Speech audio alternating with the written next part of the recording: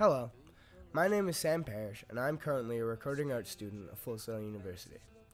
I'm here today to talk to you about one of my favorite producers, A Rothchild.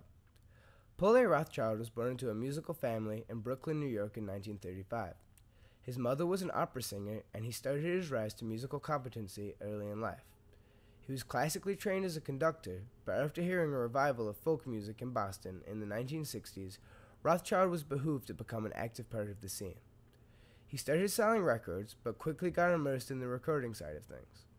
He took on acts independently, and his fame within this field quickly rose as he recorded and released records by artists like the Charles River Valley Boys. He was quickly scooped up by Elektra Records, who assigned him to be their house producer. At this position, Rothchild got to work with famous acts such as Janis Joplin and Crosby, Stills and Nash. Rothchild originated a format for tape conservation known as LEDA, Leaded Equalized Dolby Original. This would allow his mixes to be heard and perceived by generations far in the future without losing his original intentions for how the mix should sound sonically. Rothchild followed the music scene when it moved out west to LA. He had a famous house on Lookout Mountain, which would inhabit many of the major musical players that would emerge in the 1970s. While he was out there, someone suggested he check out a new band called The Doors. He said his career was set up when he found the Doors, and he was certainly equipped with the skills to lay down the Doors' rugged feeling without losing any of their credibility.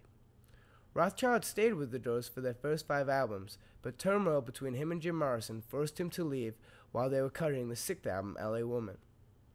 Rothchild went on to have a steady career as a producer, but nothing truly topped his work with the Doors. Rothchild was to the Doors as George Martin was to the Beatles.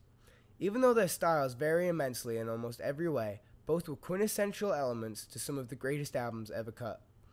Even though Rothchild is not known for something specific like Martin's classical orchestral arrangements or Phil Spector's Wall of Sound, I think that Rothchild's key skill that he brought to the table was being able to understand the feeling behind a song and then translate that to tape without losing anything. The Doors were a new band in their time, and their sound was unprecedented. This meant that commercial success could have honestly gone either way for them. Rothchild managed to take what the Doors brought to the table and gave it to the listener uncorrupted, yet refined enough to sell.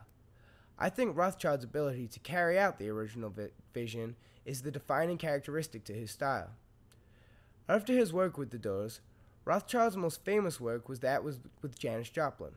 He produced the album The Pearl, which hailed Janis Joplin her only #1 hit, Me and Bobby McGee.